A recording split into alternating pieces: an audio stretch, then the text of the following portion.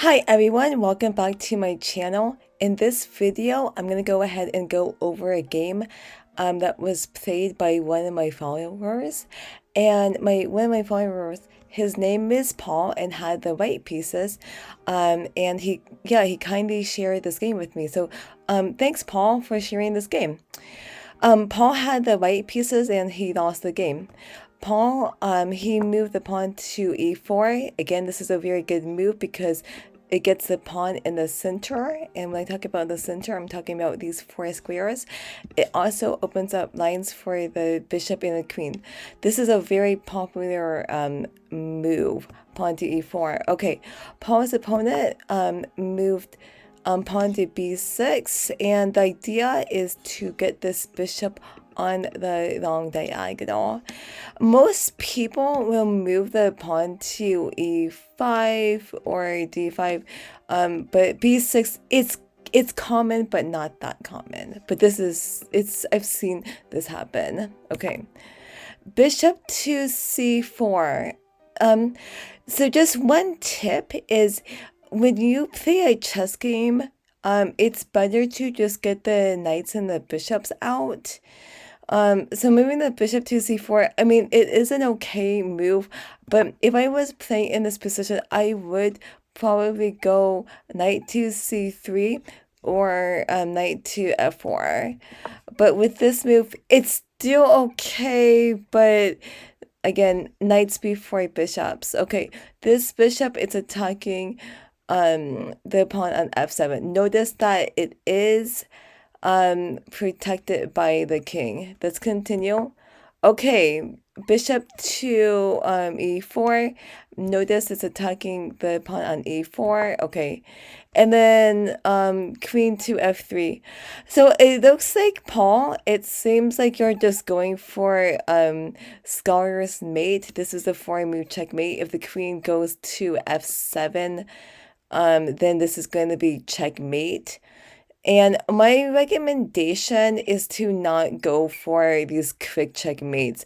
My recommendation is to just move the knight to c3 because you're getting the knight out and it also protects the pawn on e4. Or maybe you can also go d3. This is so easy to defend because your opponent moved pawn to e6, and then it's like, what do you do now? Oops, sorry. So after e4, you go d4. Okay. Okay, so that's interesting because it gets the pawn out in the center. It also opens up lines for this bishop. Okay. Knight to f6 and then e5. This is a huge mistake. It seems like a good move because the pawn, it is attacking the knight, but the big mistake is, notice this bishop, notice it's on the same diagonal as this queen. This is very interesting because your opponent move the knight to d5. So this is a huge mistake because, first of all, in this position, instead of moving the pawn up to e5, you should really just maybe move the knight over to c3 to protect this pawn. That would be great. But your opponent made a big mistake. That's why it's so important to ask questions like, if I move here, is it safe? Can they safely capture any pieces? Pay attention to what pieces are on the same diagonal as the queen and the king. Your opponent should have just taken the queen, but okay, but did not. Okay, knight goes there, and then knight goes here. Now here's the thing is, okay, I would probably I would probably maybe move the queen over to g3. And the reason why is because the bishop, it's still on the same diagonal as the knight and the queen. Knight goes to c3. See, here's what the thing is like if the knight takes it, and if the queen takes it back, um, then the bishop can take this pawn, and then this rook is trapped. A lot of crazy things can happen. So the rule of thumb is like if your opponent's bishop is on the same diagonal as the queen, you should just simply just move it to like queen to g3. Move it away from the same diagonal as the bishop. Because again, if the bishop and queen, if they're on the same diagonal, you're gonna be asking for trouble. Okay. So what happens is knight goes there. Okay, bishop goes there. Notice that the bishop is pinning the knight to the king, and then bishop goes there. Okay, that makes sense. Okay, so bishop takes, and then bishop takes. Okay, and then castles. Okay. So right now, Paul, you're actually doing okay. And then you decided to castle.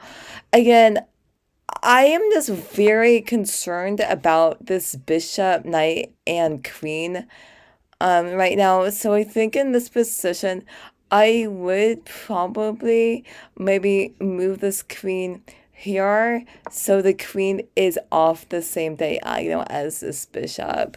But one also thing you will have to also notice is that this knight, it is somewhat pinned, because like for example is if this knight does go here, well, okay, let's say you castle, but if the knight goes back, but then notice that you can also just take this bishop.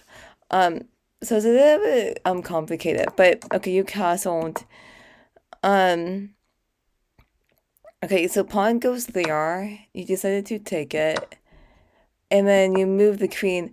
Again, I don't like this move. Again, we want to always ask, like, okay, if I move here, is it safe? I'm just really concerned about, I'm still kind of concerned about this diagonal right now, but okay. Knight goes there. Okay. Okay. Okay, so this is interesting. So you're threatening to take that pawn. Okay, that's interesting. Let's see what happens. Okay, pawn goes there. Okay, so here's the other thing is we want to get the knights and bishops out. I noticed that you haven't gotten the knight out. So I would probably like maybe we should move the knight out here. I think that would be nice. But no, actually in this position, this is a lot of crazy things that are happening right now. Because again, if this knight moves, then the bishop is attacking the queen. But okay, bishop goes there, rook goes there. Okay, and then again, I would really want to move this queen. Okay, notice this knight, it's no longer pinned. This bishop, again, it's still on the same diagonal. If this knight moves, then the bishop will be attacking the queen. We gotta just move this queen. I would probably maybe move the queen back right here so this queen can protect this pawn. But okay, bishop goes there. Okay, knight goes there. Okay. Okay, and then queen goes here. Okay, so it's attacking the rook. Rook goes there. And right now, I'm really concerned right now because you haven't gotten this knight out. Again, you gotta get all the knights and the bishops out. This knight's not moved out. I think in this position is I would probably maybe move the knight to over here. Okay. This does not make sense to me. Because okay, so the pawn takes. I don't see the follow-up. Okay, so bishop goes there. That makes sense. You are threatening checkmate, but your opponent just moved the rook here, and then I don't see the checkmate right now. So you ended up going there. Okay, so we're still fighting, and then let's see what happens. Okay, queen goes there. That makes sense because the queen is protecting this pawn. Um, okay, I'm a little bit confused. Like, why did you take the knight? You always want to ask, okay, look, if I capture the knight, how does that help me? When I look at when I look at this bishop is strong because it's controlling these two squares next to this king.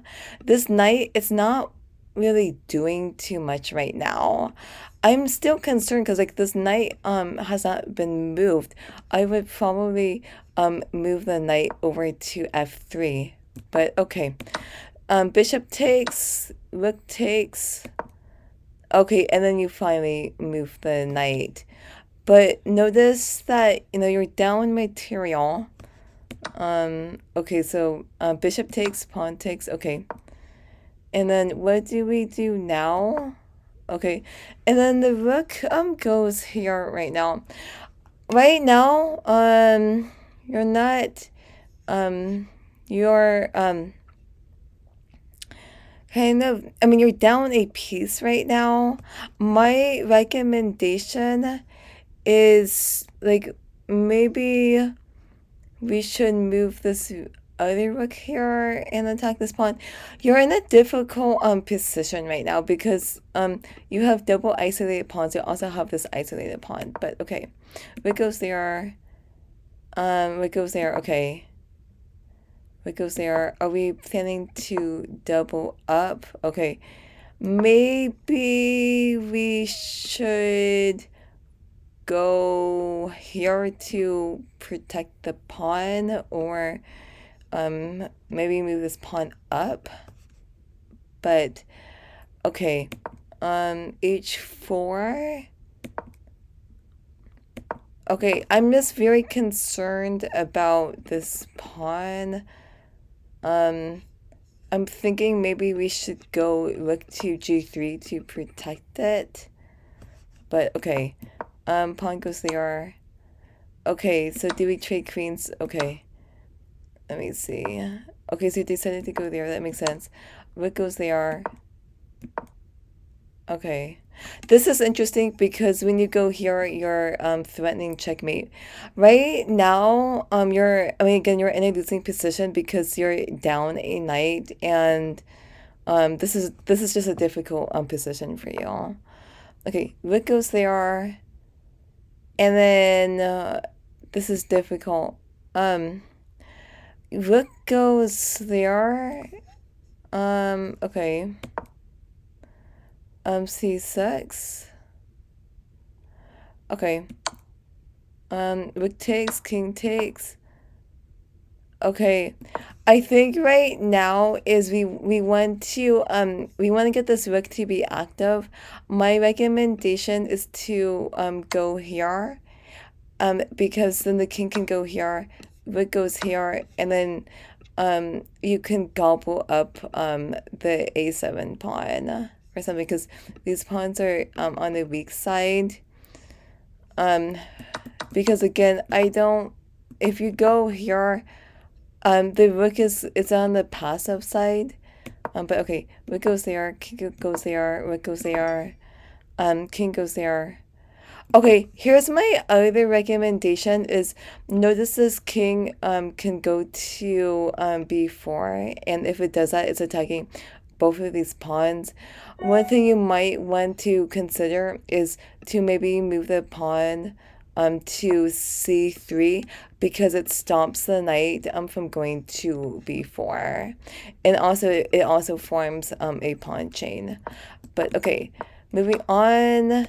Okay, here's the thing, is you're down a knight right now, and since you're down a knight, you're down in material.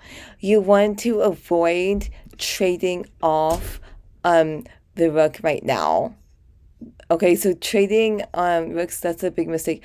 I think if I was in this position, I would probably maybe move the rook over to g1 to avoid trading rooks. But okay, trade, and then right now, this is a very difficult position because you just have pawns, um, and your opponent has a bunch of pawns and a knight. Again, I would probably again maybe move the pawn to c3 to stop the knight from going to c4. Because if the knight goes to c4, then it's attacking the pawn and the so it's attacking the c2 and the a2 pawn. Okay, yeah. See, that's what happened. See, now the knight's attacking both of these pawns right now. Okay. This is still very difficult. Okay, you always want to ask, like, if I move here, where is my opponent going to do? Notice that if you move the pawn to b4, then the knight can take this pawn. But I also, so I don't know, maybe you can try c4. But again, this is a very difficult position. Yeah, this is lost for you right now. So the game continues. I mean, I think in this position, if I was white, I would definitely just try to play for a stalemate in this position. So just continue to yeah, go like that. And you're gonna just hope for a stalemate, but there's not much to do right now.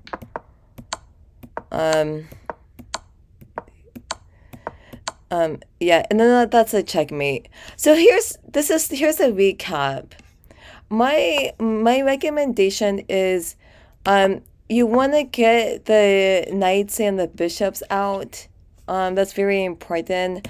And my recommendation is I would avoid going for the scholar's mate checkmate because it's so easy to stop. So again, my recommendation is get knights and the bishops out. It's not good to bring the queen out early. Okay, so that's tip number one. The other thing you gotta pay attention to is pay attention to what pieces are on the same diagonal as the bishop. You always want to ask, if I move here, where is my opponent gonna do? Okay, that's very important.